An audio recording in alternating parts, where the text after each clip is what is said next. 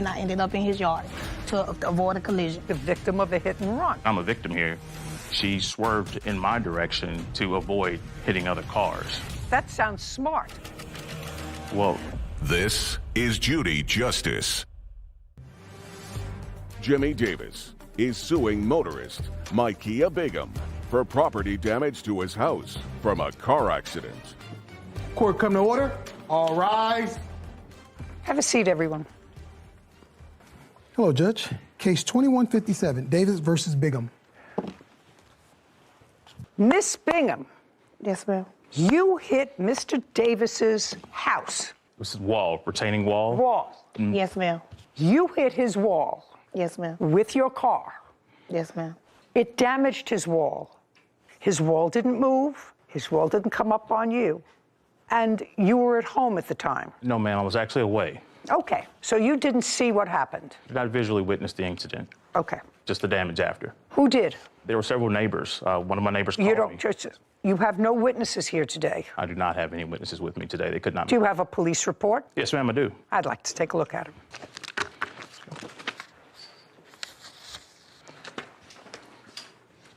Thank you. Accident happened on September 22nd. Whose car were you driving? It was my car. My dad bought it for me. When? Last year, sometime. What kind of car is it? 2012 Nissan Altima. You have insurance on the car? I have insurance. Did you have insurance, and you're going to tell me with whom, because that you can check, on September 22nd of 2022? Yes, ma'am. You did? Yes, ma'am. With whom? Direct. Okay, let me see that you had insurance. Do you have proof that you had insurance on the car? Well, I have the policy. Were you current on payments for the policy? Yes, ma'am. Okay, so you had insurance. I'm just wondering why your insurance didn't cover this accident. No. What time did you hit his wall on the 22nd? It was around 4:30, 4:45-ish. In the afternoon? Yes, ma'am. Where were you going? I was on the way to pick up my uncle to go to my son's football game. Okay, so Miss Bingham, tell me what happened. I was getting off the interstate. I turned right. I was coming up to the light. As I was going to the light, I never seen the car. Go to the chart and explain it to me. Okay, so this is 28th. I got up the interstate. This is me driving straight to the light. As I was going straight, just how it happened, a car comes out from over here, Haley Park. It hits me. It caused me to go left, but I was in this lane. I was in this lane. It was going to cause me to go left and hit the cars in these lanes. So I turned right, and I ended up in his yard to avoid a collision. Do you have photographs of the rear damage to your car? It's right here, but you can't see. I guess they cropped out most of it. I want to see the damage to the right If I may. driver's side. Yes, I have some photos that might be helpful. I'd like to see them. These are the car, and these are other damages as well.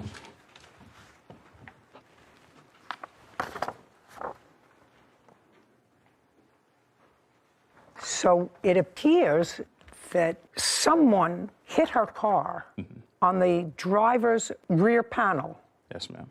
and took off. Yes, yes, ma'am. Do you own this home, sir? Yes, ma'am, I do. And there's no question that you swerved in and damaged his property. Yes, ma'am. Okay. Did you try to contact her insurance company? I did. You went home, you were called, came from wherever you were from work, you came home, you took Correct. a look at it. Car was still there when you got home? No, ma'am. The car was removed.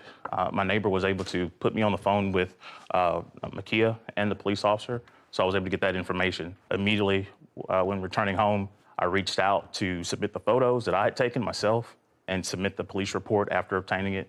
It took, quite a considerable amount of time to get back with me, but when I reached out again to understand the status, they, said that she's not liable and they were not going to stand behind it. Can I see what they sent to you? Did they send something to you? They did send a letter. I'd like to see it. I do not have that letter with me, but I actually called to speak with them. You said they sent you a letter. Yes, ma'am. And where is it? I don't have the letter. It was a denial letter. That said it was not her fault. It did not say it was her fault, but they said they could not submit the claim due to, I guess, whatever insurance she had or whatever coverage she had, the amount of coverage. Oh, no, that's a different story. You see, that's why I need the letter. Okay. Either they said that they're denying the claim because it wasn't her fault, or they denied the claim because she had no insurance to cover it. The letter also indicated, of course, reaching out to the company to speak and discuss it further. So when I did reach out to the point of contact on the letter to understand why they weren't covering it, the amount of coverage that she had did not cover, I guess, property damage. And that was an argument between me and the company. And Well, how much did it cover? they did not how much- specify. Oh, well, They that's simply denied it and pushed it away and actually hung up on me. So there's no denying the car's there, right? yes. No denying the accident. No, I do understand you. Do you have homeowners insurance? I do have homeowners. Did you put it in through your homeowner's insurance? Consulted homeowners insurance, and they suggested that I work this out, me personally, instead of taking the hit on my homeowner's insurance as a victim of this accident. So I didn't see that necessary. Well, Mr. Davis, I sort of disagree with you, sir. And usually that's not the position I take. But if I am to believe Miss Bingham, and based upon the evidence that you presented to me, it clearly demonstrates that she was hit. Her vehicle was a victim of a hit and run. Her vehicle was hit, which caused this accident. There is no indication anywhere in the police reports that she was speeding, that she went through a light. Based on her own testimony, she swerved in my direction to avoid hitting other cars. Well, wouldn't that be smart? If her insurance didn't cover it, your homeowners will cover it. My homeowners covers that, and that's a penalty for me, and I'm a victim here. So is she. Crossed over. Just a second. So is she. She can't find the other driver. I mean, it would be different. That's her responsibility. No, sir. And later today, You would like the 2 kayaks back. Correct. And when did you begin storing them at the defendant's? I brought them over the next day after I bought them. Okay, you acknowledge the fact that the plaintiff, who was then your friend, brought them over for you to store. You're not friends anymore. She wants them back. Why not?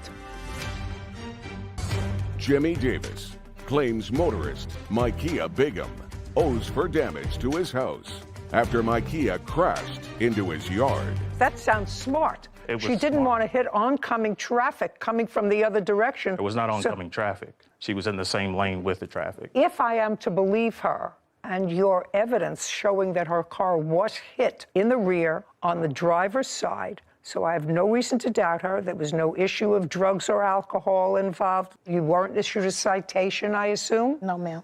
No. Then if her insurance didn't cover it, your homeowners will cover it. Sure. And you should go through your homeowners. My homeowners covers that, and that's a penalty for me, and I'm a victim here. So is she. Crossed over. Just a second. So is she. I understand If I that. am to believe her, and I believe her, so is she. I understand. So but what I think you have to do is go through your homeowners, not Miss Bingham. She can't find the other driver. I mean, it would be different. That's her responsibility. No, sir. She is a victim of a hit and run. She has no way, unless it comes out of her pocket, of compensating you. It came She out has of my no, pocket directly. no, she has no way, unless it's out of her pocket, of compensating you. She has insurance. You have no evidence to give me today as to why her insurance made a decision that they weren't responsible. You don't have that with you today, and it could very well be, as her insurance company determined, that this accident, while tragic, was not her fault. She was, in fact, a victim of a hit and run. You were a byproduct of that. So I'm telling you, go to your homeowners. Well, let me understand correctly here. What I'm telling you is use your homeowners. That's what I would do. That's you. I mean, that's a lot of other people would have a different decision. A lot of other people would bring it to small claims court and try to dispute that, and that's what. Well, that's what you're doing, and I'm telling you that you should use your homeowners insurance because that's what it's for. Typically, with car insurance, there's property coverage. You don't have, sir, I'm not accepting your hearsay. You have to prove your case to me. You see, that's your burden. You have to prove your case. I have now made a decision that the accident was not caused by her. She was not.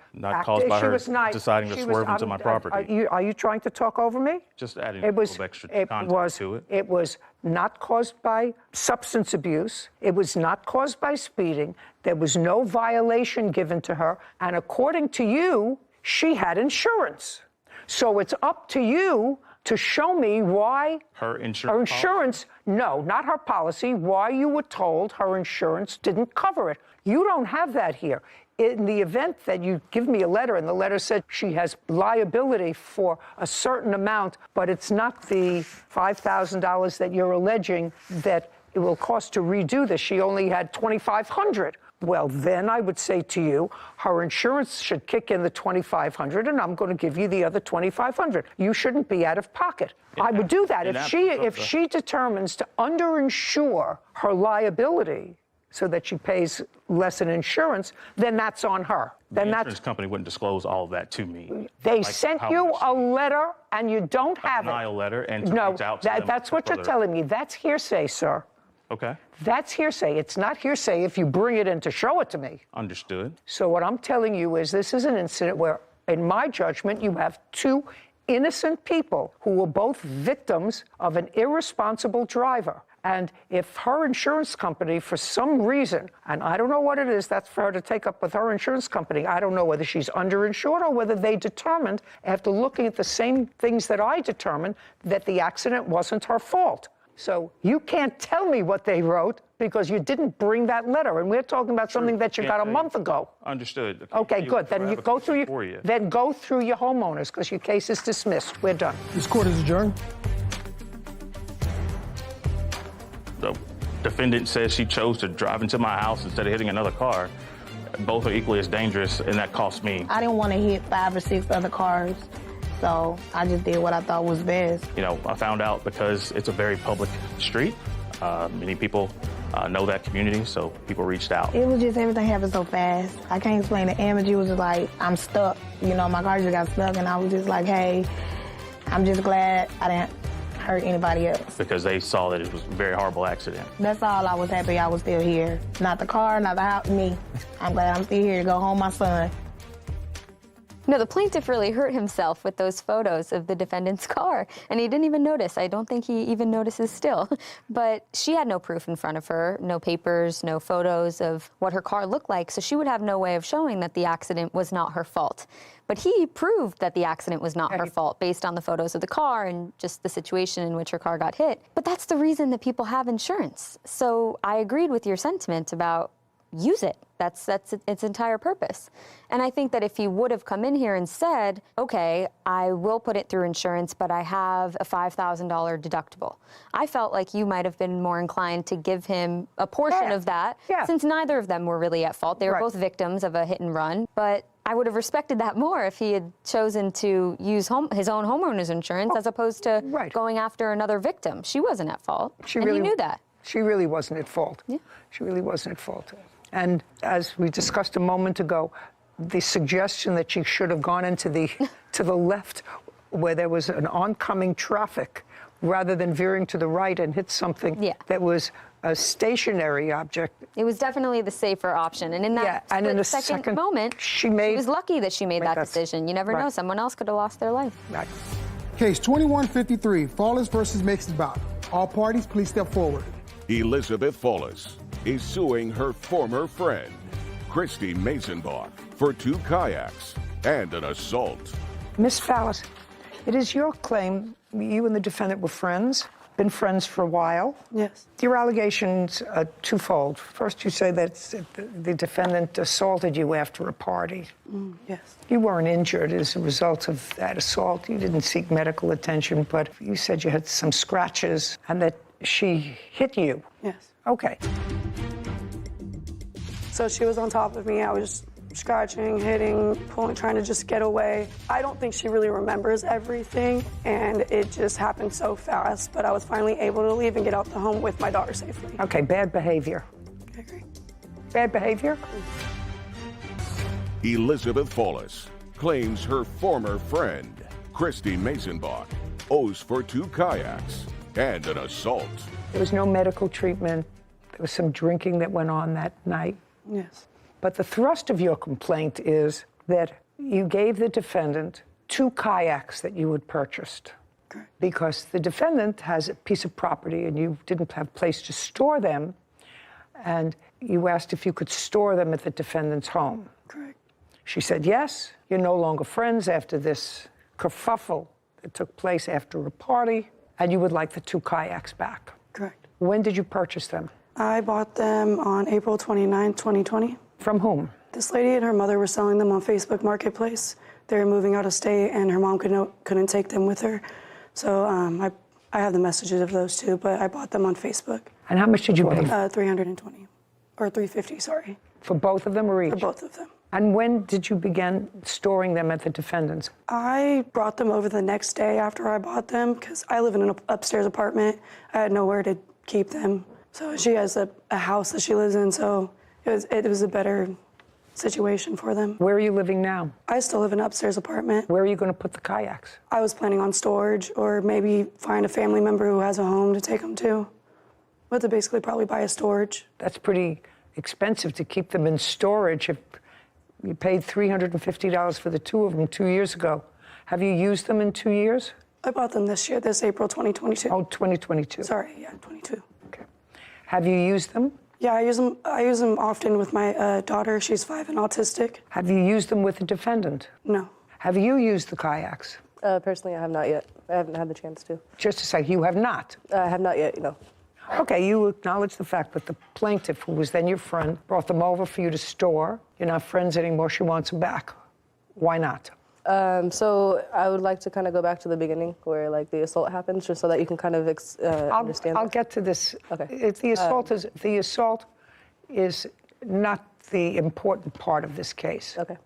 So the kayaks, originally, it was a deal that if I was to keep them at my house, that we could both use them. When she wanted them back, I just didn't necessarily feel like that was fair because the original agreement was that they were kind of almost both ours. I just didn't have the opportunity to use them yet. Okay. All right. Well, now you're not friends anymore. Now she wants them back. So she's going to pick up the kayaks within 5 days. If you don't pick them up within 5 days, you're out of luck. Do you understand? I understand. Okay, good. So within 5 days from today's date, we'll prepare an order. You can pick up the kayaks. Now, you want to proceed with the assault part of your case? Yes. Okay. Show me pictures of what the injuries were that you sustained. I don't have any photos. I had a different phone at the time, and Just a second. So you don't have any photos. Do you have any medical reports? I don't. Okay. This alleged assault happened on what date? It was August 17th, 2022. Were you both out that night, or were you having a party in a house? So what happened was her girlfriend had cheated on her, and they broke up, and she invited me and a couple other friends to the home where we were there. My daughter was also there, where we were hanging out, we were talking, trying to have a good time because she was having such a bad time. And I ended up falling asleep at some point. I went to go sleep with my daughter in the room. Everybody had left maybe around 12 a.m. And she came into the room wanting to talk, wanting someone to be there with her. But I was asleep. I'm not a very happy person to be woken up to. So I told her no, like we'll talk in the morning. She wasn't okay with that. She started getting mad, so she started getting upset, and my daughter was next to me, so I was like, well, then I'm gonna leave. And so I tried to walk out. She grabbed me, she threw me to the ground. She's stronger than me, so she was on top of me. I was just scratching, hitting, pulling, trying to just get away. My daughter was screaming and crying. She's autistic, so she doesn't really understand what was going on, but she was highly upset. She was screaming no. And I was eventually able to like get up and try to leave. She followed me to the garage. I just tried to push and try to just get away from her, but I don't think she really remembers everything, and it just happened so fast. But I was finally able to leave and get out the home with my daughter safely. Okay, good. Okay, bad behavior. Bad behavior. I agree.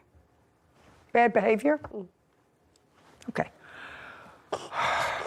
I wish I had a photograph. Okay, within 5 days, pick up your kayaks. Are we done here? Can I explain my end or no? What? Can I explain my end or no? You did explain your end. You said you didn't think it was fair when she wanted her kayaks back because we were going to use them together. But now you're not going to use them together because you don't like each other anymore. So you're not going to use them together, so she's going to get them back. Alrighty. Great. Perfect. Thank you. This court is adjourned. There was a lot more to the story than happened, but unfortunately, I guess the best outcome would be just to go ahead and give her back her kayak. So It shouldn't have gone to this point. I should have got him back after the incident. We're adults. It should have went way smoother. There was a lot more insult that happened, like on both ends. It wasn't necessarily the whole full truth. I think she's just going through a lot with whatever she's going on with her ex, and just I feel like it just got taken out on me. Because we were like sisters before, and things just kind of, go south, and unfortunately, we lost our friendship over that. So we've been friends since middle school, so I don't know what the future holds, but I hope maybe one day we can talk and we can work things out. Only time will tell.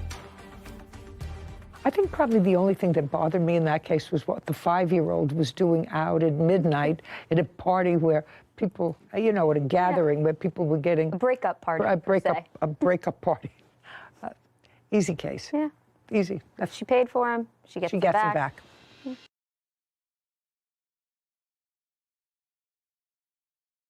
You owned your own plane, and he hit a cone and caused substantial damage to the propeller and the engine. Those cones are made of plastic. I don't care. You don't have to be a genius to figure out that the plane flew perfectly fine before you hit the cone.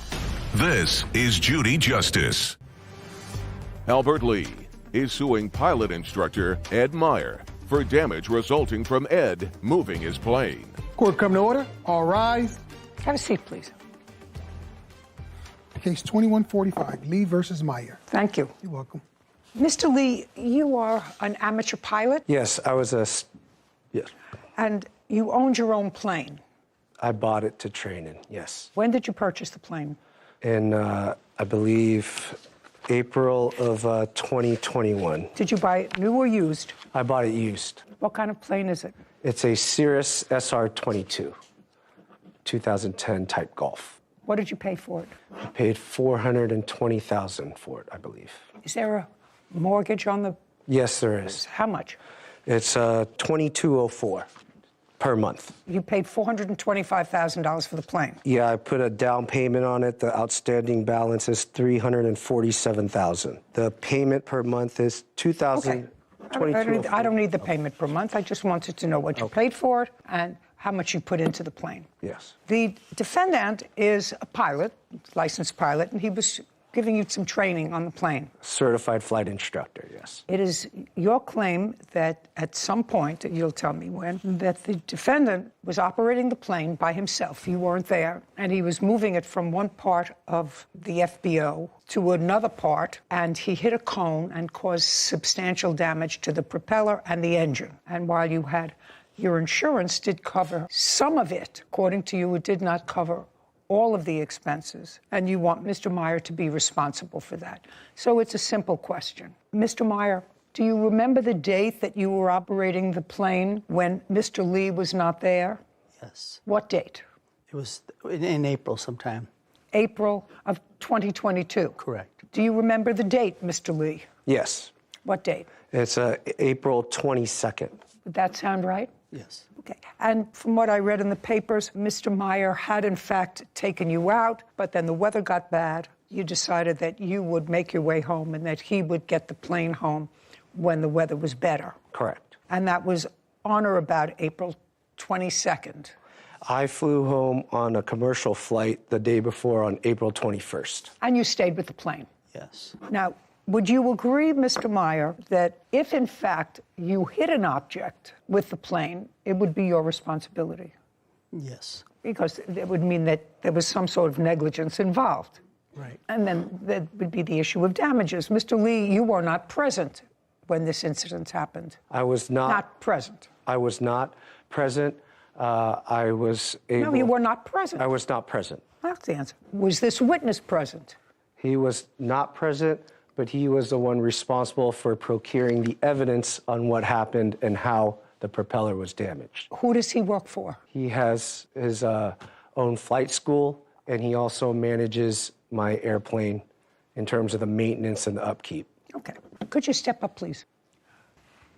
Tell me your last name. Last name is Williams. Mr. Williams, were you charged with gathering the evidence to determine what happened to the plane on the 22nd of April? Yes, I was. And you're paid a monthly fee by the plaintiff to manage his plane? That's correct. Did you retain the defendant as an instructor, or did Mr. Lee? That was both decided by Mr. Lee and Mr. Myers to fly for him. But you He's did an not. independent contractor. At that. You did not have anything to do with, as the manager of the plane, you didn't have anything to do with selecting Mr. Meyer. I did select Mr. Meyer to fly with Albert. You did? Yes. Okay. Because were you the one who introduced him to Mr. Meyer? That's correct. When, Mr. Lee, did you start to work with Mr. Meyer? It was probably a prior flight where we flew to San Francisco for a business meeting I had. After that, I believe it was... In what month? Roughly about the same month. In April? Yeah, in April. So you didn't maybe. know him for a long time? No, not very long. I'm going to get back to you in a minute, Mr. Williams. Prior to the defendant, had anybody else been an instructor for you? Yes. Clinton was my primary instructor, but I flew with some other instructors as well. But it wasn't until the month that this incident occurred that you had been connected with the defendant? Correct. Okay. Now, sir, how were you advised that the plane that you managed was in an accident? I received a phone call from Ed saying that there was a problem. From whom? From Mr. Myers, that there was a problem with the aircraft after he taxied and did the run-up and returned the aircraft back to Signature in Las Vegas. We notified and contacted a... Did you ask, what you would usually ask is what happened? Yeah, what happened? Just a second, and what did he say to you?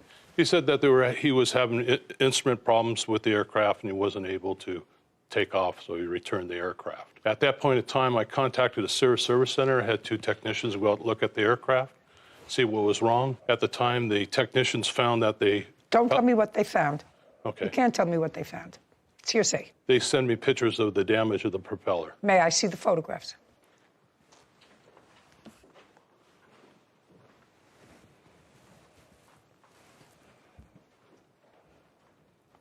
Okay, so that's a fresh damage. Correct. Can I scroll this? Yes, you may. Or it's just one?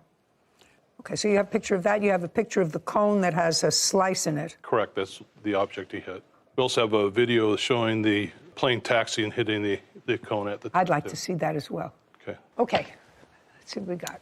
As you can see where the... Just one second, Mr. Meyer, is that a fair and accurate representation of where the plane was before you moved it? It should be on the last, on the far left side of that Learjet. Okay.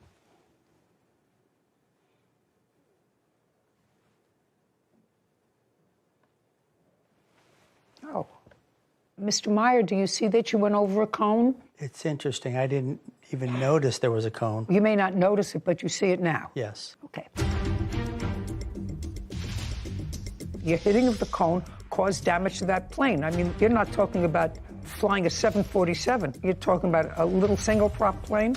Yeah, they're like those planes you put together, we used to put together with rubber bands. I wouldn't put my behind in one of those planes for all the money in the world. Albert Lee claims pilot instructor Ed Meyer is responsible for damage after Ed moved Albert's plane. Okay. In all of my years of flying, which is pretty significant, I was an airline pilot too, I've never, ever experienced that in my life. Okay, but you see it now. Yes. It's not an on purpose. It's, you know, that's why they call them accidents. We don't mean for them to happen. Right. We don't mean for them to happen, but you do see that the plane did hit a cone. Right. Okay, and I have photographs of the cone that has a slice in it, and the same kind of slice from one of the propellers. Now, so that's conceded that Mr. Meyer did, in fact, hit the cone, which in all probability caused damage to the plane, caused damage to the propeller. Now, tell me about your insurance. The insurance covered the propeller. They covered the teardown of the engine.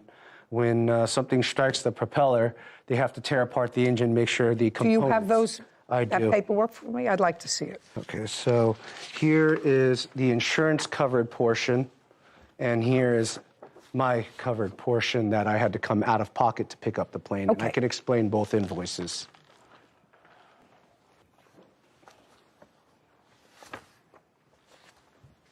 And if you flip to the last page, that'll have the total. Insurance covered about 60-something thousand for the propeller and the engine teardown. Okay, so the damaged propeller, Mr. Williams, causes you to have to take apart the engine, fix the engine if there was damage to the engine. Am I correct? That's correct. The FAA requires Anytime you strike an object with a propeller, the engine has to be inspected in the component parts. So they Component parts of the engine. with the damage, potential damage of the engine, internal damage that could be caused by striking an object. Okay. The insurance covered how much, sir? Mr. Lee?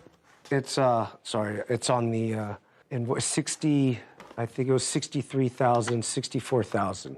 It's on the last page. The last page shows a deposit of $63,000. Yes, that's it. The deposit was 40, balance due was 23. Did the insurance company pay the entire 63? This entire $63,000. This is what was submitted to them. Yes. Okay, now I'd like you to take a look at this, Mr. Meyer. No, I'm going to actually ask Mr. Williams to take a look at this document. These are the items, Mr. Williams, that Mr. Lee says were uncovered. I would like you to go through all those items and tell me which of those items relate to the engine and which do not. Okay, is this the total? Carefully, because I'm going to potentially ask you about each individual thing, because there looks to me like some things that bear no relation to an engine. Okay, so most of the items that you see that are airworthiness on the airframe are the items that need to be inspected or replaced from the teardown. So your item 1, item 2, 3, 4, item 5, 6, 7, 8. These are all items that the repair shop goes through the engine and assesses whether it needs. Well, tell me how the brakes would be impacted.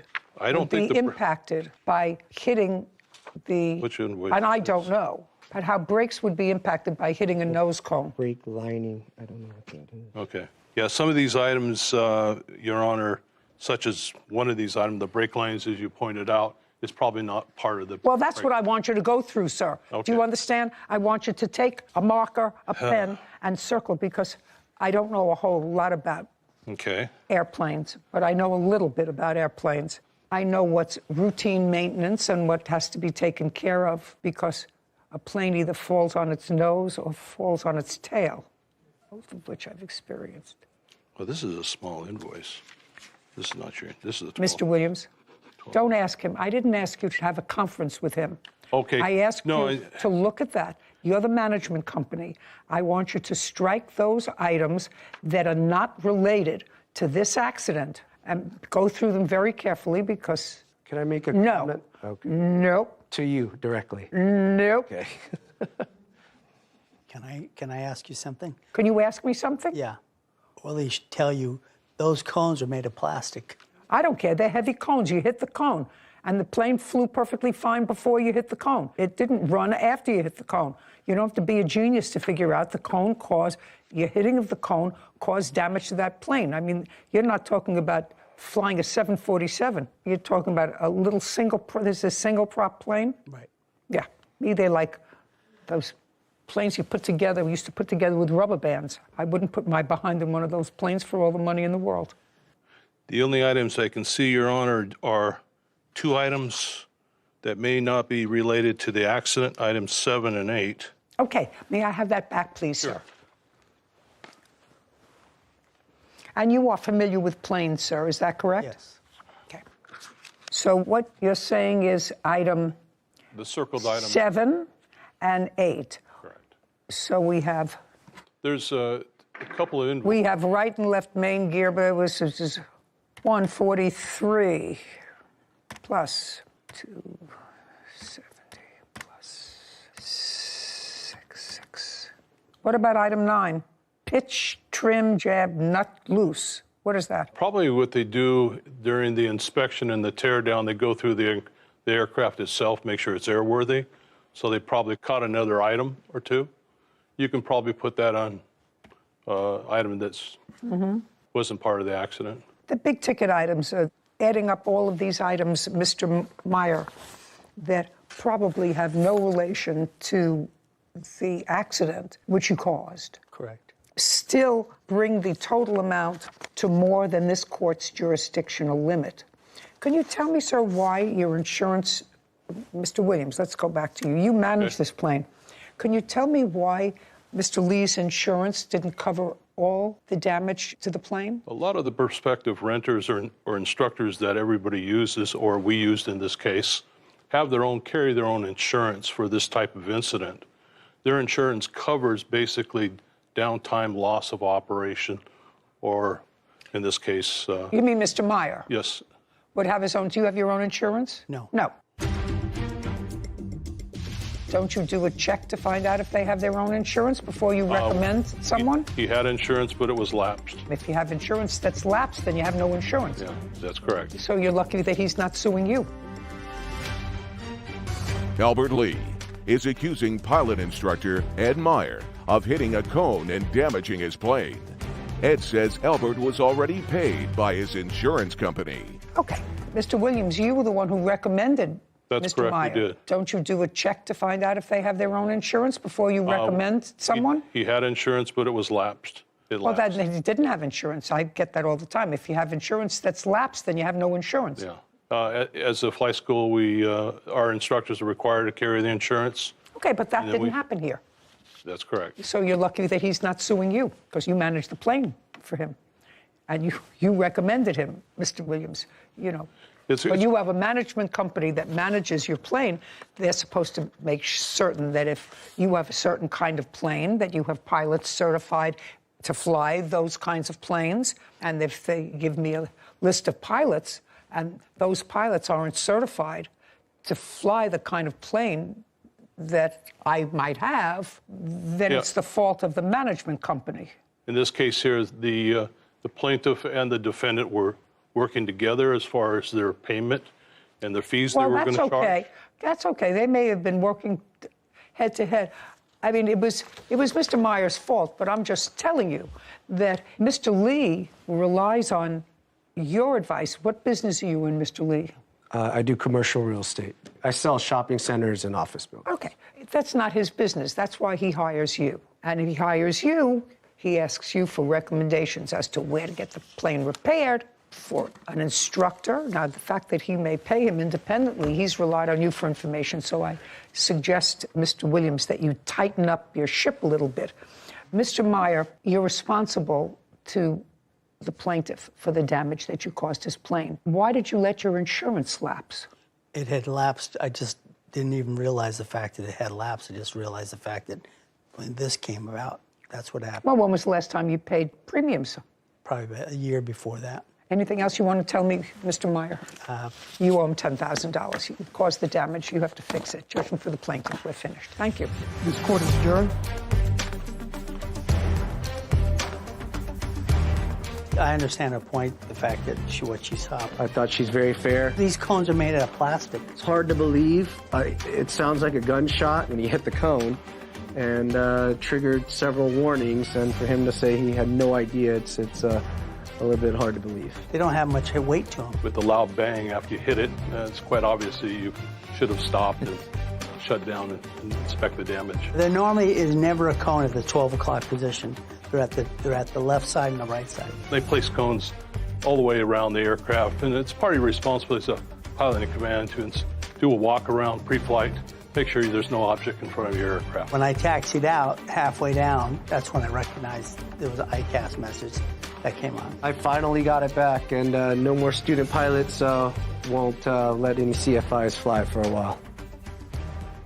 You know what I thought about in this case, Sarah?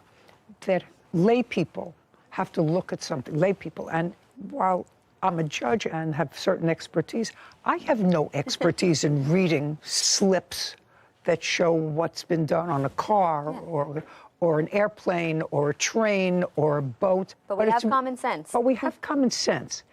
And your brakes are not part of an engine. Yeah. You know, you have an engine job, and then you have a brake job, and you have a... I saw where you were going. Different kind.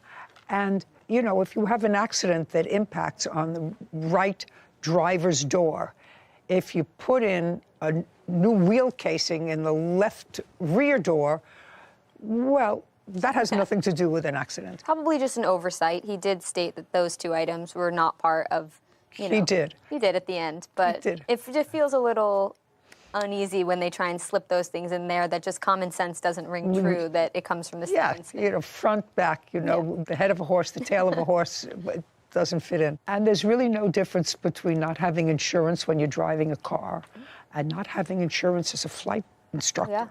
Yeah, that's pretty serious. I would think there would be a more rigorous check on that before you get behind an aircraft, the wheel of an aircraft. Absolutely. You would think that there would be. Yeah. There's a flaw in the system someplace. Okay, I'm glad nobody was hurt. Yeah. This is your mother. Yes, ma'am. She took care of you since you got out of jail. And for you to cut her off, look at your mother. You're only going to have one mother. This is Judy Justice. Nancy Kesselman is suing her son, Danny Horath, and his fiancée, Trinity Wilson, for living expenses, stolen property, and vet bills. Court come to order. All rise. Have a seat, please. Hello, Judge. Case number 2049, Councilman versus Jorge Watson. Thank you. You're welcome. Mr. Horath, this is your mother. Yes, ma'am. And this is your girlfriend. My fiance, yes. Is she divorced? She's widowed. Since when? June 6th. Of what year? 2022. Well, let me understand this. Prior to you being a widow, you were involved with Mr. Horath. Were you divorced? I was going through a divorce. Okay. And then he passed away. Yes. Mr. Horath, in 2013, you were incarcerated. How long? 5 years. And you have 2 little girls. Yes, ma'am. When you were incarcerated, were the children living with you No. prior to being incarcerated? Yes. They were living with you? Yes. When you went to prison, was there any reason the children didn't go with their mother? She left him with my mother. So your mother obtained custody of your children 9 years ago? Yes. And raised them? Yes. You got out of prison when? September 2017. And when you got out of prison, your mother invited you to come and live in the house? Yes. In her house? Yes, ma'am. Who else lives in her house? My grandmother. Who I understand from these papers is suffering from Alzheimer's. Alzheimer's. So your mother was taking care of her mother and your 2 daughters? Yes. So your fiancée now, who looks as if she's expecting a child, was your mother's next door neighbor? Yes. And you became involved with her when? End of October 2020, or 19, I'm sorry. And when you became involved with her, you have 2 children? Yes. You invited her with your mother's permission to move in to your mother's house with her 2 children? Yes, ma'am. We did agree that she could move in and stay in the guest. Had you been living in the house by yourself with the 2 girls? Yes, I have. How large a house is it? It's pretty good, decent size. It was 1,980 square feet, now expanded out another 800 feet, so quite. 5 bedrooms, 3 baths. How do you support yourself? I own my own business. I'm a nurse. Due to the fact of taking care of my granddaughters and my parents at the time, I had to resign from Fort Irwin, working there because of couldn't commit to the hours. So because of that, I went ahead and got my own business of doing home infusions, and that started right before the pandemic. And so I work a lot. Anybody help you take care, before they moved in, anybody help you take care of the girls and your mother? No, it was me. Now, what kind of work do you do? I'm a truck driver. And you? Nursing student and mother. So you don't work? No. How do you support yourself? I was going to school and... Well, supporting yourself doesn't go to school unless you were getting money for going to school. Were you getting money for going to school? Yes. From whom? From financial aid. How much? Maybe like $800, $900 a month. And this was before I was living with Danny and Nancy. And after you moved in with Danny and Nancy? I was helping her take care of her mother, and her VA was paying me to take care of her. She was getting the veterans aid and attendance. I gave her that extra money to help out with my mom and those expenses. And then currently, I'm taking care of our young son we have together. So you have a child together and expecting another one? Yes. So then you'll have 4 children, correct? Yes. And you will have 4 children? I will have 4 children, yes. Sounds as if your mother did some very nice things for you. Yes, ma'am. Sounds as if Miss Kesselman did some very nice things for you. Yes. Why do you think she's suing you? Out of anger. Mr. Horath, why would she be angry at either one of you? Because we decided that we were going to go ahead off and do our own thing, and she was no longer included in being part of that. Like what?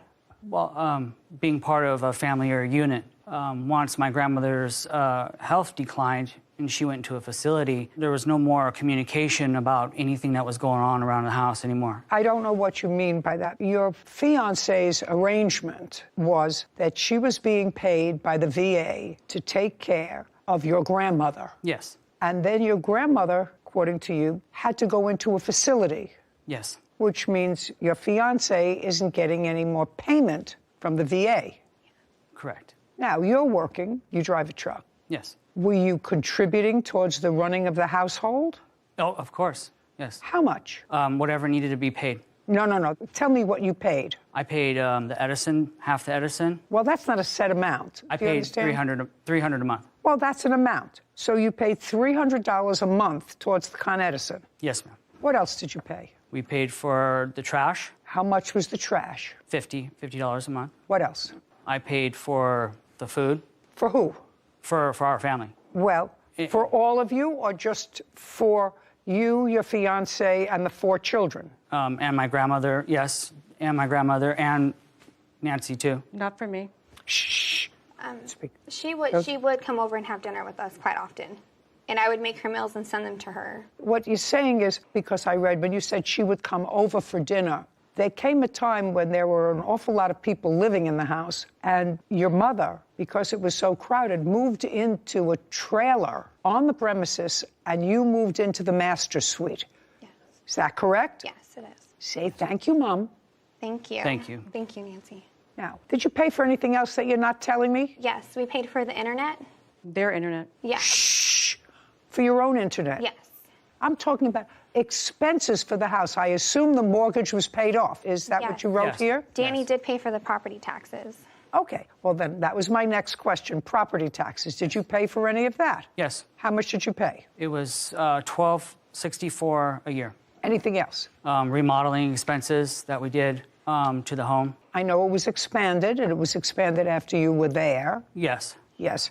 And do you know how much the remodeling expenses were? The additions were done before I came home, but everything else was added to when we were living there. Like what? The pellet stove had went out, so we bought a new one. Oh, that's I'm not interested. Okay. I'm not interested in that. I'm talking about regular. So let me get to my trusty computer. We have $300 a month for Con Ed. So I don't even have to do that. I could do 1, 2, 6, 4. Everybody knows me now. I'm a little challenged with regard to these things. Divided by 12 equals $105 a month. And $300 a month for Con Ed and $50 for trash is $5. So you paid in total the expenses that you told me, $455 a month for living in a 5-bedroom house. I'm just setting the stage for this. You paid $455 a month for living in a 5-bedroom house, and your mother moved out to live in a trailer so that you could be in the master suite with your fiance, a new baby, and one on the way. Those are the objective facts that I have. Okay. Now, so I asked you, because your mother is suing for a lot of stuff, and I don't understand why somebody would take this approach when she was nothing but good to both of you. You screwed up your life. She got stuck raising your 2 children, working full-time, and taking care of a sick mother. You go to school, and you're a full-time mother, but that's very nice. But she's not your mother. She's not your grandmother. She's nobody to you. Mm-hmm. And she took you in and your 2 children. What do you think you did to make her so angry that she would sue you? I'm curious. I honestly don't know. Well, you started to tell me that you moved on because she ultimately gave you notice to leave. We actually gave her notice we were leaving, and that's when all that started. Okay. Did you also tell your mother that you wanted to buy the house? Yes, I did. From her? Yes, I did. Okay. Well, that started the trouble. And your mother's response was? Of course. She said, okay. And what happened? I went and applied for a loan. They told me that I did not meet the criteria for the loan. I said, okay, that's fine. What about a rent-to-own option to buy? And she said, okay. We tried to get a real estate agent to go ahead and write out the contract. At that point in time, she wanted to move one of her nurses onto the property, into the trailer that she was living in. I did not feel comfortable with a stranger living on our property. I don't know them.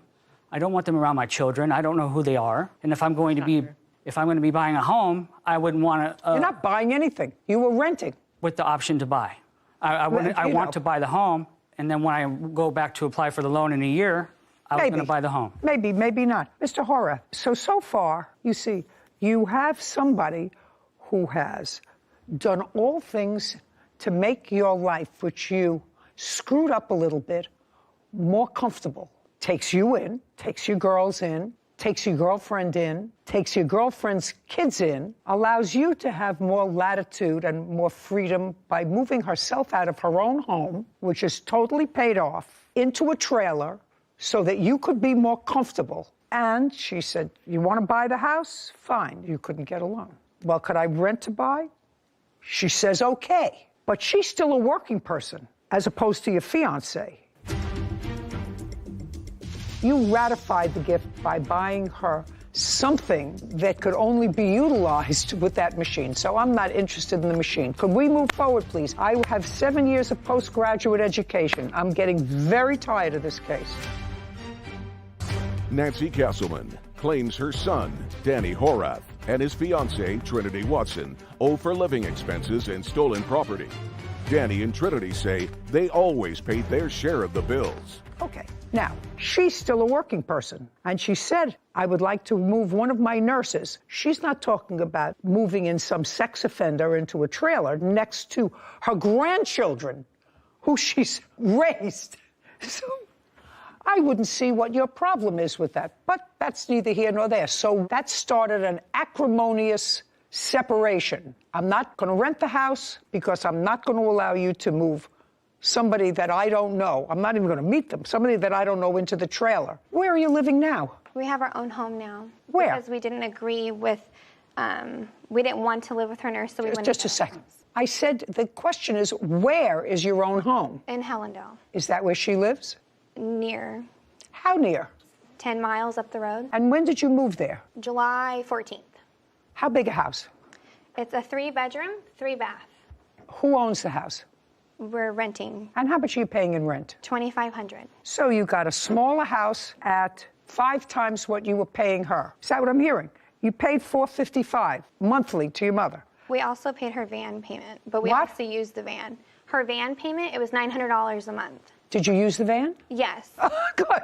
Good. We used it to also take her mother to. Did you use the van? Yes.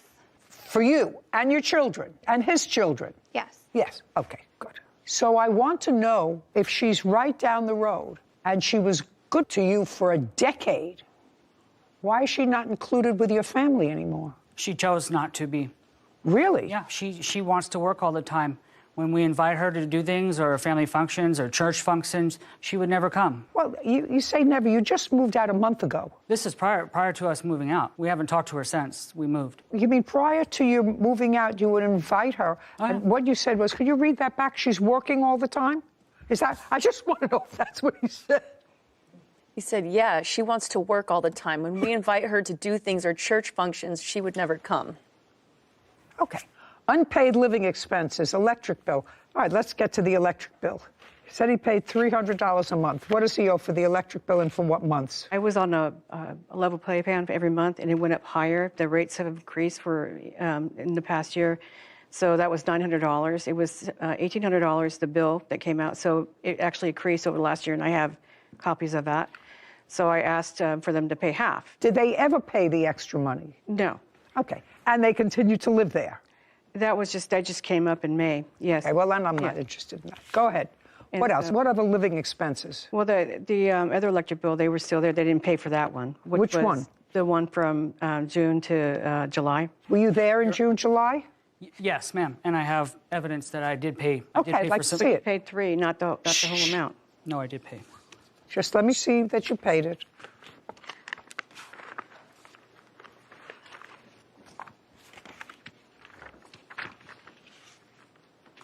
June 19th, $600. That was not for this electric bill. It was for... No, that was for Edison. It says Con Edison.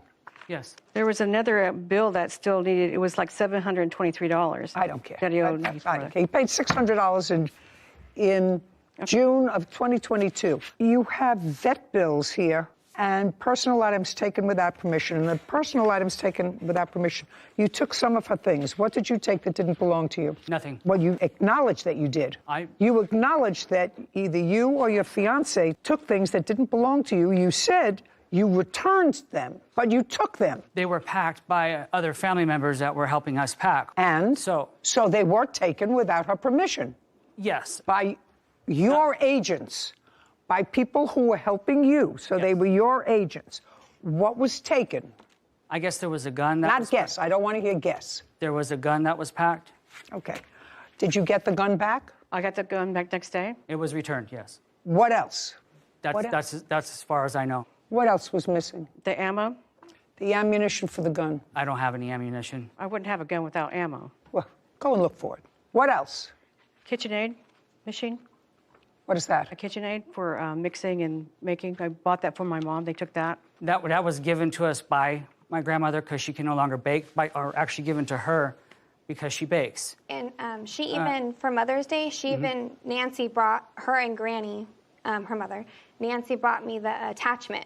It makes pasta for the KitchenAid for Mother's Day. So she was aware that her mother gave me, when she moved to the facility, that she gave me the Oh, she moved to a facility, she can't make a gift. If she's moving to a facility because she has Alzheimer's, she can't make a gift. I have power of attorney over her. Shh. Now, if what you're telling me is that you did take it and that the plaintiff sort of ratified that by buying you an attachment for it for Mother's Day, that I'll ask her about. Okay. Now, Ms. Castleman, listen to me very carefully. Did you buy Miss Watson around Mother's Day a pasta attachment for the KitchenAid? Yes, ma'am, I did. For my mom. With my mom. I don't... Because they were supposed to be cooking together. No. No. You bought an attachment for it, and if you buy an attachment, that was a gift, correct? Yes, ma'am. And you made the gift, you handed the gift to whom? To Trinity. Right. So even if your mother didn't have the mental capacity, you could have argued, to make a gift, and it was yours, you ratified the gift by buying her something that could only be utilized with that machine. So I'm not interested in the machine. Could we move forward, please? I have 7 years of postgraduate education. I'm getting very tired of this case. Okay. Anything else? Vet bill. Now we'll get to the vet bill. Okay. You had to go to the emergency room when and for what, Ms. Castleman? I was having issues with my stomach. I was diagnosed with diverticulitis and had to go to the emergency. I can imagine. When? That was in June, beginning of June. June of this year. Who took you to the emergency room? I had to take an Uber. I couldn't drive. Who was home? Trinity and her family. And her family. Mm-hmm. And when you went to the emergency room, where was the van? The van was at the home. Why didn't she take you to the emergency room? She said she couldn't do that. She said that she was too busy and stressed out. Is that right? I was dealing, my children's father just passed away that day. And I was there with Just a second. You were separated from him. Why couldn't you take her to the emergency room? Because my children just found out that their dad passed away. So I was dealing with their emotions. Just a second. I'm just trying to figure out why you couldn't take her to the emergency room. You've been living with your mother for a while now, since you got out of jail. How many times has your mother been to the emergency room? Quite a few. How many? More than 10 that I know of. And did you take her to the emergency room since you've been home? I have before, yes. How many times did you take her? 2 to 3 times, at least. When was the last time you took her? Maybe a year ago. And what was wrong then? Her sciatic nerve. Did you wait with her? Yes, ma'am. Good, because that's the right thing to do. Yes. Yeah. Excuse me a second. Get it. Okay. Don't write to me if you're a fly lover. I don't care. You did absolutely nothing wrong. If I looked up the word ungrateful in the dictionary, their pictures would be there. Nancy Castleman has accused her son, Danny Horath, and his fiancée, Trinity Watson, of taking advantage of her kindness. Danny and Trinity claim Nancy became upset when they stopped doing her favors. Well, Miss Watson, I know that you have an excuse. If it were me and I had been living off somebody else for years, I would have put my kids in the van and say, we have to take Grandma to the emergency room. That would just be me. And deal with my children in the van 5 minutes later. And I would have if I wasn't dealing with my children at the time, and she was aware of that. I think she even took a Lyft or an Uber. She let me know it was okay. I'm just telling you. I'm trying to get some sympathy going for the two of you. I'm not getting any sympathy going for the two of you. Did she ask you to watch her dog? No, she, like normal, I have a dog too on the property, and it was a mutual agreement that anytime one of us were gone, we would always make sure the dog went out to use the restroom. But the day her dog had an injury, I wasn't home. Where were you? Gymnastics competition. It just happened at night. When was your dog injured? On the day that I went to the ER. I asked her before, I said, I have to go, my lift is here, and can you feed my dogs? And because they're in their trailer still, and Molly's still on the bed, and I didn't want her jumping down, and can you take them out? I don't know when I'll be back. The Uber was there, or the Lyft was there, and I left. And when I came back home, it was about 5:30 in the morning. I noticed the dogs were in there, and that Asher was cut up. He had big old laceration. Did you know what happened? Could you figure out what happened? No, I think I know now that it was probably under their trailer while he was out, because she did say that she took him out, but she forgot to feed them, and she was home. That night I was home, yeah. Mm-hmm. Did you see her dog injured? No. Did you feed her dog that day? No, I did forget to feed the dogs. I took her small dog, Tamale, off the bed, and I had them go out, and then I put them right back in, and I went back on to the house. And you forgot to feed them? Yes, I did. Okay. But when you went in there, the dog was not injured? No, he was not. Okay. The last part of this, and then I'm actually finished. Money owed for unpaid living expenses. Anything other than what we have discussed? They're supposed to pay rent. Starting when? It was supposed to initially have been in November for January of 2022, because since my mom had to go away because she couldn't take care of her anymore, I had to do what I have to do. You mean after she stopped watching your mother? Mm-hmm. That's when I mostly enforced it. But there are text messages that they agreed to pay. I'd like to see them. Okay. I understand, Mr. Horath and Miss Watson, that the agreement was that you would live there paying certain expenses but not rent, as long as you, Miss Watson, and or Mr. Horath, when you were home, would take care of her mother so that she could work. Yes. And that stopped at a particular point. Yes, in May. That stopped in May. Yes. Okay.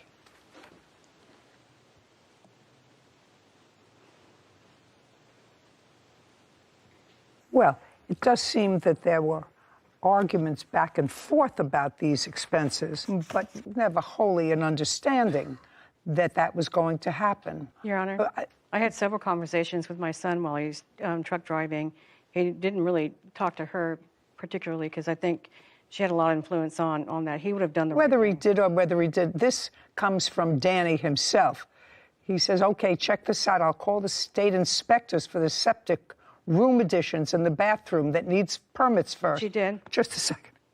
What kind of thing is that? How many times have you been married? 2. And how old are you? 37. How many times have you been married? 2. And how old are you? 28. And that's 2 in addition to this current engagement. No, then it would just be 1. And you? Just 1. Well, then you're not married, so you've each been married once before. Yes, ma'am. I just want you to look at your mother.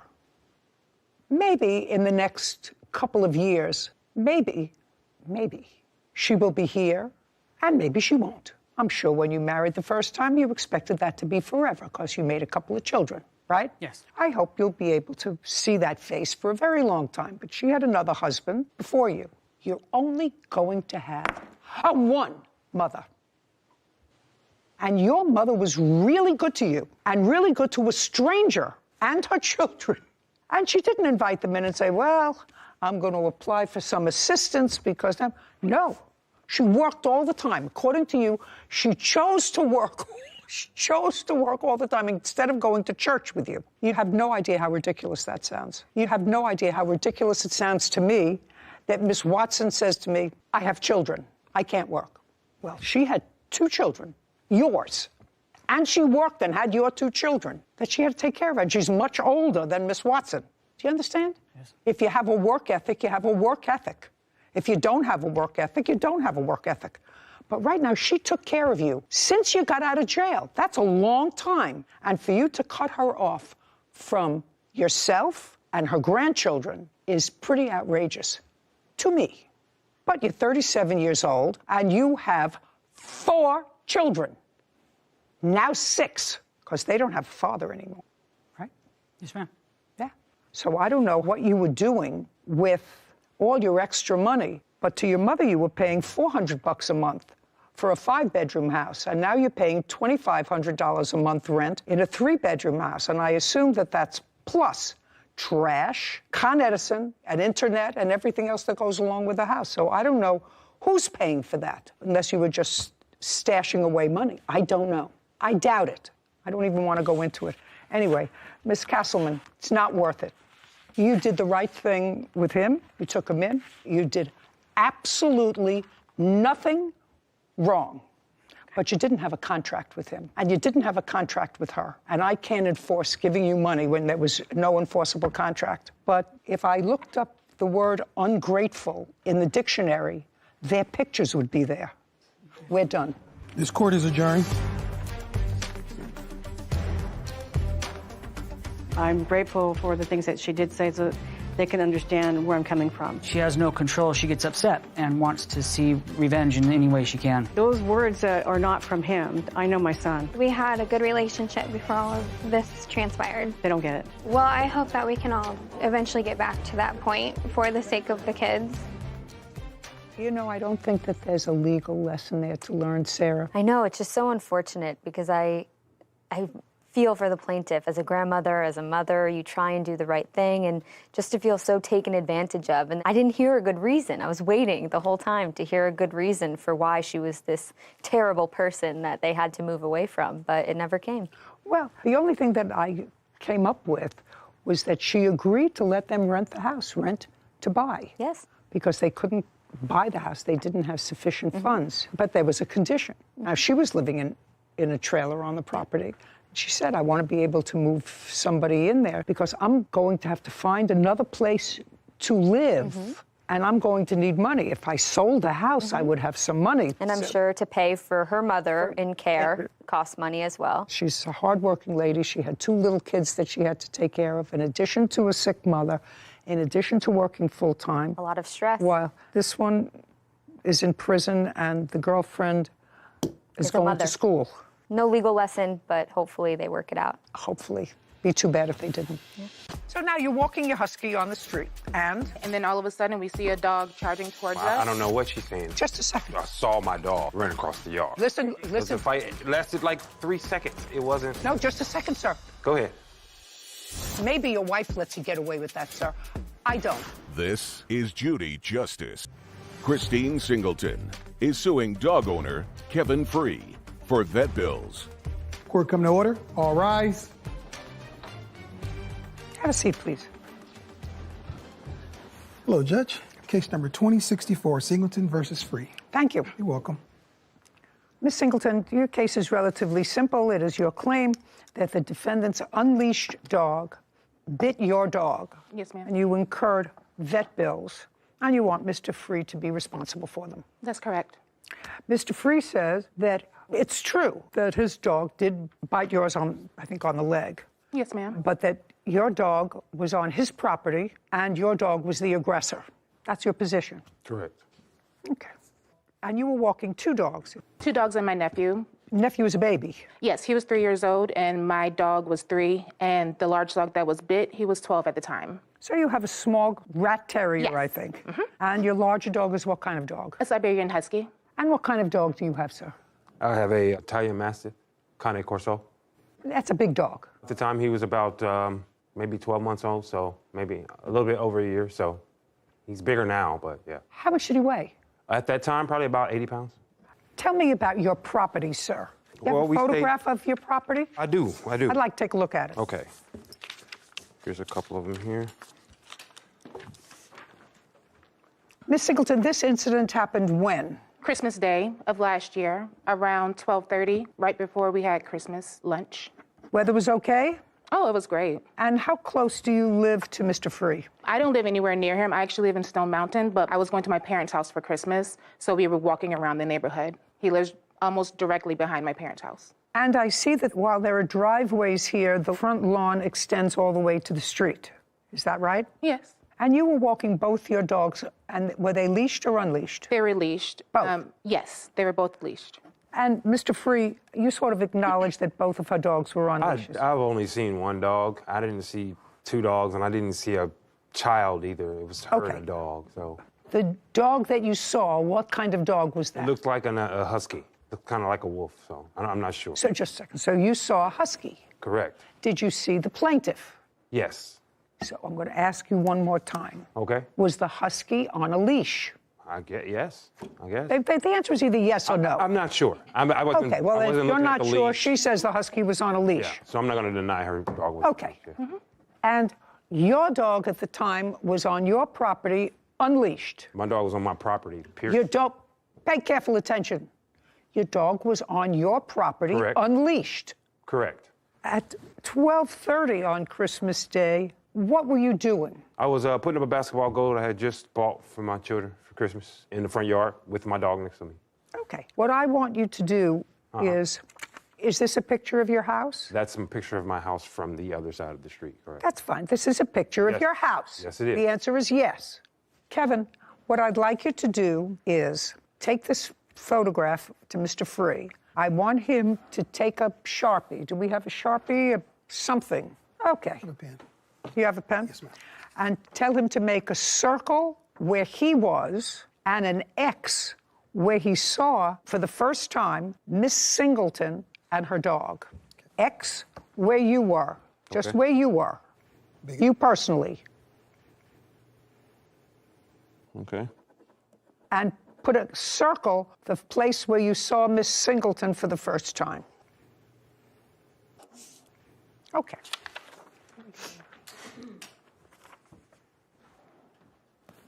So you were in the front yard. Correct. And that looks about 30 feet away from where you saw Miss Singleton for the first time. If that. From here to here. I'll say about 20 feet. You know. It's not as big as it looks on that picture. It's a pretty small yard. I would say it's about 30 feet from where you put the X. Sure. It's all the way past the house. You're at the one side of the driveway.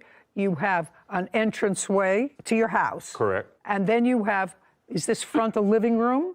Yes, it is. A living room, which is past that. And where you made a circle, which is a very large circle, is probably 10 feet away from the edge of the house. Yes, that's what I know. So I said it's about 30 feet away. Okay. And now I want you to put, can I have your pink Sharpie, please? Thank you very much. I want you to use this and put in this picture where your dog was at 12:30. To get your understanding, you want 12:30. I want you to put a mark where your dog was immediately before you saw Miss Singleton and her immediately dog. before. Thank you. You're not going to be able to see. Okay, great.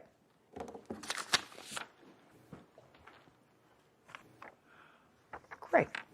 So your dog, according to you, was right next to you, about 30 feet away from where Miss Singleton was when you saw her. To be honest with her you, dog. he kind of moves around the yard. He doesn't sit still very much, so. Well, you understand, Mr. Free, that even if your dog is on your property, you're supposed to maintain control of your dog all the time. And which I You did. understand that? Yes, I do. You understand that? Yeah. So if your dog is able to run 30 feet without being connected to you, He didn't run. just walk, cha-cha, tap dance, pirouetted, however he got there, your dog got 30 feet away from where you were. Correct. Your 80-pound dog. Ultimately, her case comes down to she was walking her leashed dog. I haven't figured out whose fault it is yet. She was walking her leashed dog, and your dog ran, walked, pirouetted, cha-cha, whatever it did, to her dog out of your control. Christine Singleton claims dog owner Kevin Free owes for vet bills from a dog fight. Now, Miss Singleton was walking with her other dog and a 3-year-old. I want you to process that into your mind. And this is a 12-month-old, which is still a puppy. You know, still a puppy, but at 80 pounds... Your Honor, there was no 3-year-old. I didn't see a 3-year-old. Just a second. Okay. I don't care what you saw while you were busy putting together something for Christmas in your front yard. If you didn't see it, that doesn't mean it doesn't exist. If you didn't see it, it just means you didn't see it. She tells me she sees it. She remembers walking her 2 dogs. You only remember 1. She has 2 that she was walking at 12:30 Christmas Day. The fact that you only saw 1 means you weren't paying attention to where your dog was. Or they wasn't there. Well, that's pretty stupid, Mr. Free. I mean, it doesn't make sense to carry 2 dogs and an infant down a neighborhood you don't even belong in. I mean, you don't know from. Mr. Free, they're only going to take 1 voice. I understand. Yeah. They're only going to take 1 voice, and that's mine. Let me tell you why your argument is stupid. Because it doesn't make any difference whether she was walking 2 dogs or 4 dogs or 8 dogs. It doesn't make any difference whether she was walking with or without a 3-year-old. Ultimately, her case comes down to she was walking her leashed dog. I haven't figured out whose fault it is yet. She was walking her leashed dog, and your dog ran, walked, pirouetted, cha-cha, whatever it did, to her dog out of your control. Was not under your control because it was not leashed. Do you understand? I understand. Now, I can take away everything else. Not that I'm going to, because I believe that you were distracted, you didn't see it, and I believed her that she was walking with her 3-year-old nephew. Yes, ma'am. Nephew and another dog that you didn't see. But that's not the issue in this case, whether she was with another dog, another child, or with anybody else. The issue is, whose fault is it that a dog was out of control? So, now you're going to tell me what happened at 12:30 on Christmas Day, just so that Mr. Free doesn't think that I'm picking on him. Okay. Which I'm not. Okay, I know. You may think I am, but I'm not picking on him. You're walking with your husky. Yes, ma'am. On a leash. Yes, ma'am. What happened? I was walking with my nephew, 3 years old. No, don't just listen to me. Okay. Listen to me carefully. Okay, just walk down the street. I said you're walking. I got it in my mind. Okay. But so Mr. Free doesn't think that I'm being unfair to him, because he doesn't remember what he saw. You're walking your husky. Okay, only him. On the street. So your nephew didn't get hurt. That's your rat terrier didn't get hurt. That's correct. Okay. So now you're walking your husky on the street. And? Okay, and then all of a sudden we see a dog charging towards us. And who's we? Oh, I called me, my nephew, and my dogs we. No, now it's just I saw. I saw a dog charging towards us. That dog and Leon got into an altercation, and then Leon turned around to try and kick the dog in the face, and he grabbed his foot and he let go. Okay, but then, let's go much slower. Okay, yes, ma'am. You saw a dog charging towards you. Yes, ma'am. And that dog got into an altercation with my your dog. Yeah. Tell me about that initial altercation. At first, they were biting each other's muzzles. Okay, so they were both biting each other's muzzles. Yes. Okay. My dog turned around to try and, I guess... No, don't tell me what he was trying to do. Your dog turned around. He kicked the dog in the face. Your dog kicked his dog in the face? Yes. He grabbed his leg, punctured it, let it go. Leon kicked him again. This time he grabbed his other leg. Okay, so your dog kicked that dog again? Twice, yes. His dog again? Yes, ma'am. And? That dog that time grabbed his leg, had a good hold, and shook it immediately. And then that's when I knew his leg was broken. No. Don't show me pictures. Okay. First, I have to find whose fault it is before I look at pictures and vet bills. Okay.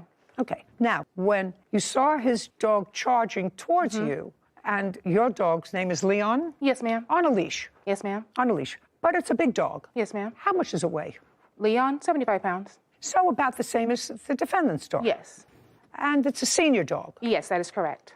Has your dog ever had a history with another dog? I'm going to say it again. Has your dog ever had a history of an altercation with another dog? No, ma'am. Has your dog ever had a history of an altercation with another person? No, ma'am. And I assume if I asked you those questions, you would give me what answer, sir? I would say no. You would say no because? Because my dog has never had any problems with any dogs. With any dog? Any dogs, person. Any other person? Correct. So you would acknowledge, Miss Singleton, that I'm going to show you this photograph of Mr. Free's house. And what I'd like you to do is show me where, according to you, let's get her a different color pen. Do we have a different, well, we have, that's This is blue. Okay. I'd like you to make a P, to just put a P where the dogs first made contact. Thank you. Okay. It's not on this photo. Is it on this photo? Do you have a photo? I do have a photo. Yeah, I'd like to see it. Here. Would you please make This is his home, and this is where it happened, right underneath the tree. Put a P there.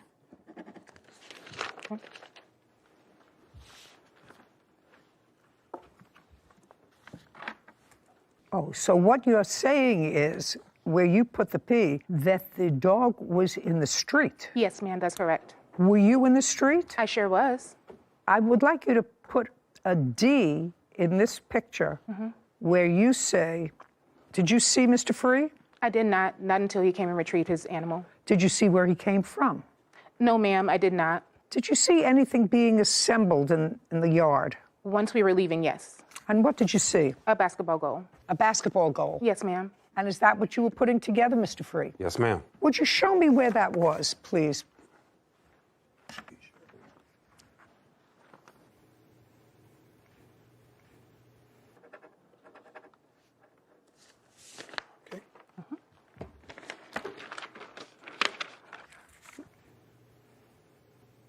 It was here. Yes, ma'am. Okay. Now, Mr. Free, you're putting something together. The first thing you hear is a kerfuffle, some sort of a... No. What do you hear? Dogs are animals. They're not as smart as you are. But when your dog charged out into the street, it could just as easily have gotten hit by a car. That would have been your fault. Your dog was out in a public street outside of your control, and it's a big dog, and you should be more careful. Christine Singleton claims dog owner Kevin Free is responsible for injuries after his dog attacked her dog. No, I actually I saw my dog run across the yard. So. And you saw the dog running across the yard. Well, normally I really don't have a problem with him. Let me explain something to you. Yeah. Okay.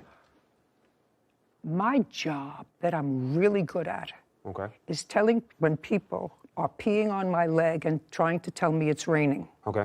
Do you understand? Yeah. Now, I could tell immediately from your body language that you were beginning to tell me a whole bunch of who shot John.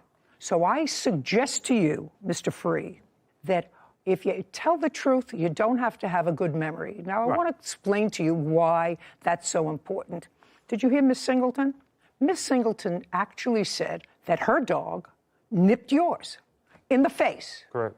She said that. Correct. She didn't have to tell me that. Okay. She said her dog not only nipped your dog in the face, because they were fighting muzzle to muzzle, but afterwards kicked your dog twice.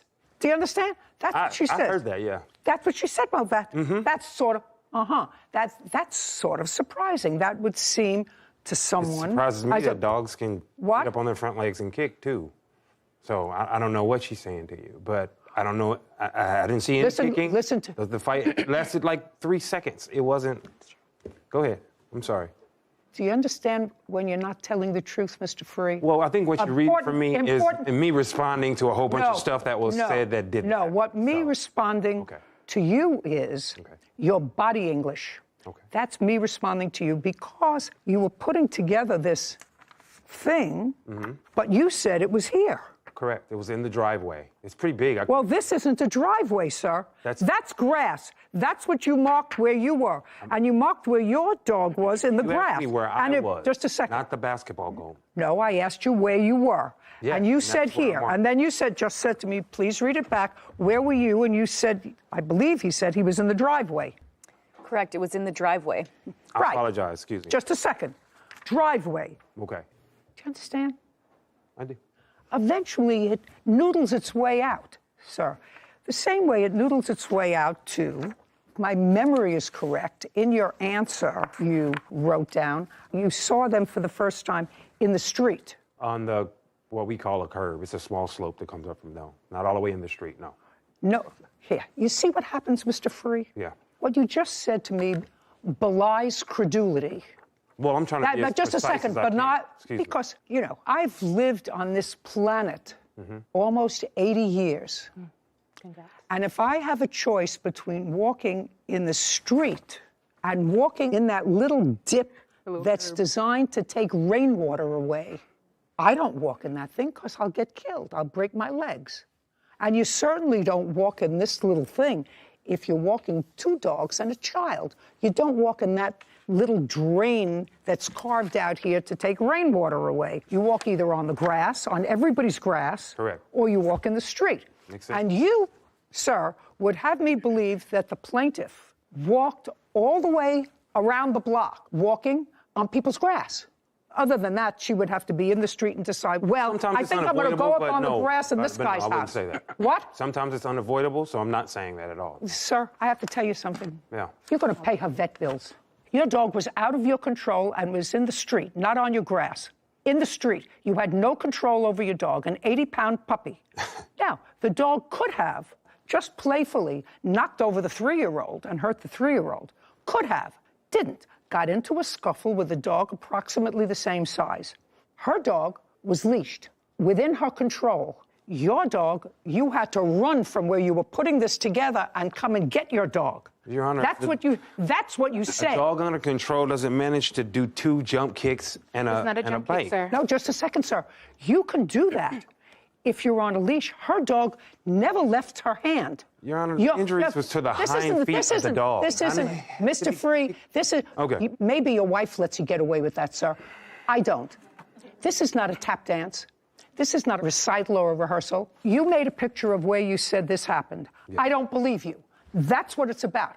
I believe that this occurred on a public street, and on the public street, you had no control of your dog. You decided to let your dog stay outside. You haven't had any trouble with your dog before, so you wouldn't have anticipated that your dog would run out into the street, because if your dog ran out into the street and a car hit it and killed it, whose fault would that be? That would definitely be mine. That would definitely be yours, right? Do you think that you might sue the person who hit your dog? You might try. You might try. You might say, oh, my God, they should have been going slower. Oh, my God. Do you understand? You're the owner. Dogs are animals. They're not as smart as you are. But when your dog charged out into the street, it could just as easily have gotten hit by a car. That would have been your fault. But under those circumstances, you would have said it's the car's fault. Your dog was out in a public street outside of your control, and it's a big dog, and you should be more careful. If you want to keep your dog outside while you're putting something together and keep the dog on your property, put down a stake, put the dog on a lead, and let the dog stay outside with you. But if you let a 12-month-old, 80-pound dog run loose and it runs into the street, you, sir, are responsible for the consequences. What was your vet bill? It was $1,832.64. Judgment for the plaintiff. We're finished. Thank you. This court is adjourned. I don't think that I was 100% responsible. I'm glad it was swift and easy, honestly. From my perspective, it lasted for about 3 seconds. I was trying to fight with this man for a while. I'm glad it's over. Might have happened in that 3 seconds, but it was too fast for my eyes. Honestly, it was kind of traumatizing, especially since I had a 3-year-old with me, and I had to quickly think and just pick him up before the dog got him. I think they just fought and my dog won.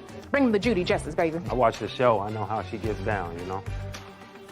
So, as you know, we have 2 large, pretty docile golden retrievers at home that are now 8 and 12 years old. But even when we have family that comes over, or friends with little children that are curious, that like to come up and pull on the ears a little or play with them, you have to be careful. They're 80 and 90-pound dogs. We've never once had a problem with either of them. But you just never know. You can't control a dog that's 90 pounds, but they're just big. They could knock them over by accident with their tail, just so excited. Yeah, so you have to be careful. You have a responsibility when you have a big dog. 100%.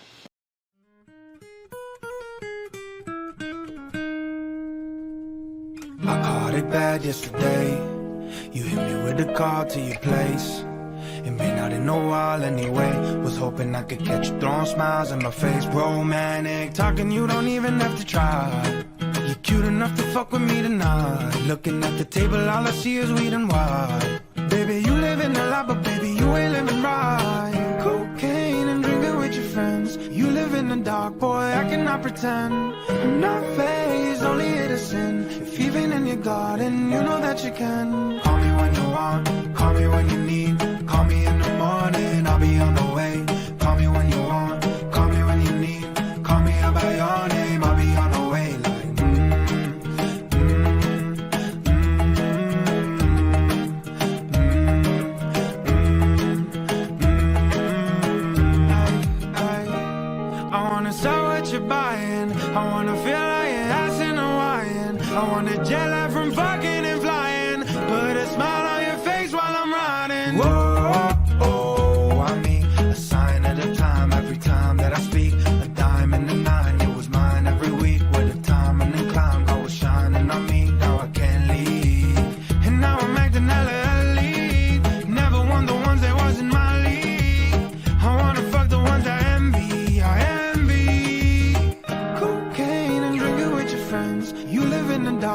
I cannot pretend. I'm not fazed, only innocent. If even in your garden, you know that you can. Call me when you want, call me when you need. Call me in the morning, I'll be on the way. Call me when you want, call me when you need. Call me out by your name, I'll be on the way.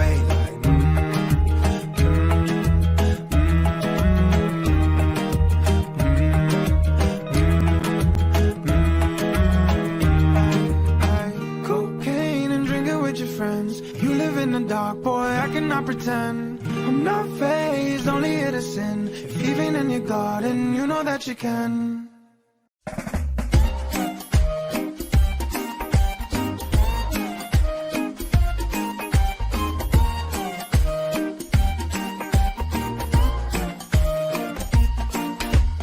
If I woke up without you, I don't know what I would do. Thought I could be single forever till I met you. Usually don't be falling fast. You got a way of keeping me coming back to back. I just found out the only reason that you loving me was to get back at your ex-lover. But before you leave, usually I never even care. Baby, I know you're creeping, I feel it in the air. Every night and every day, I try to make you stay, but you're savage love. Did somebody break your heart? Looking like an angel, but you're savage love. But when you kiss me, I thought you don't give two fucks. But I still want that. You're savage love. You're savage love, love. You're savage love, love. You could use me, 'cause I still want that. 사랑이란 어쩌면 순간의 감정이 날 조건이 다 덜붙진 난 뭘 사랑하는가. 영원이라는 말은 어쩌면 몰아선 잔잔한 파도 앞에 힘없이 무너져. Every night, every day, I'm swept away, fight away. Don't know what I'm thinking, can't get you out of my head. 내가 두려운 게 그대이든 그대이든 불렀지 사랑을 해 널 지금. Every night and every day, I try to make you stay, but you're savage love. Did somebody break your heart? Looking like an angel, but you're savage love. But when you kiss me, I thought you don't give two fucks. But I still want that. You're savage love. You're savage love, love. You're savage love, love. You could use me, 'cause I still want that. You're savage love. You're savage love, love. You're savage love, love. You could use me, baby. Savage love. Did somebody break your heart? Looking like an angel, but you're savage love. When you kiss me, I thought you don't give two fucks. But I still want that. You're savage love. You're savage love. You're savage love. You could use me, 'cause I still want that. You're savage love.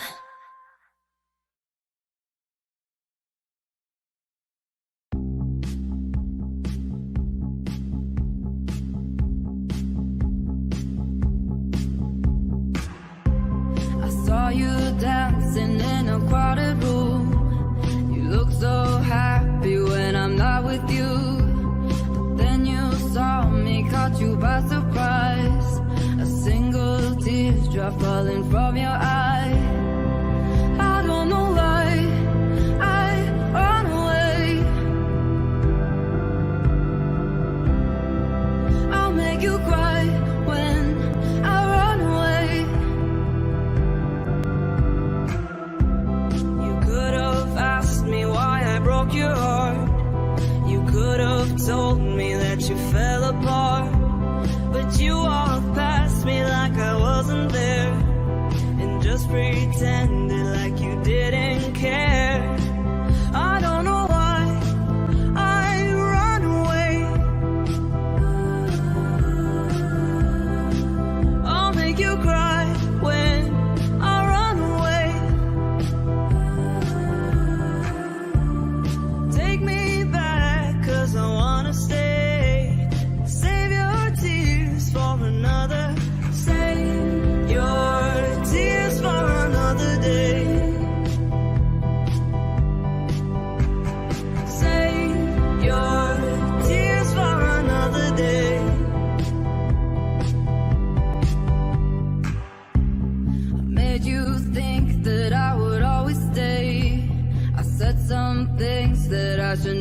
say.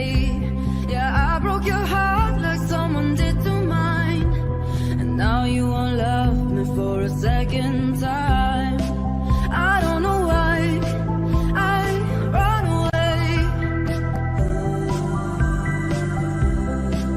I'll make you cry when I run away. Take me back, 'cause I wanna stay. Save your tears for another. I realize that I'm much too late. You deserve someone better. Save your tears for another day. Save your tears for another day.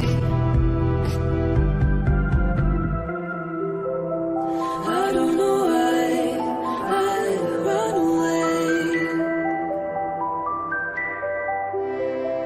I'll make you cry when I run away. Save your tears for another day. Save your tears for another day. Save your tears for another day. Save your tears for another day.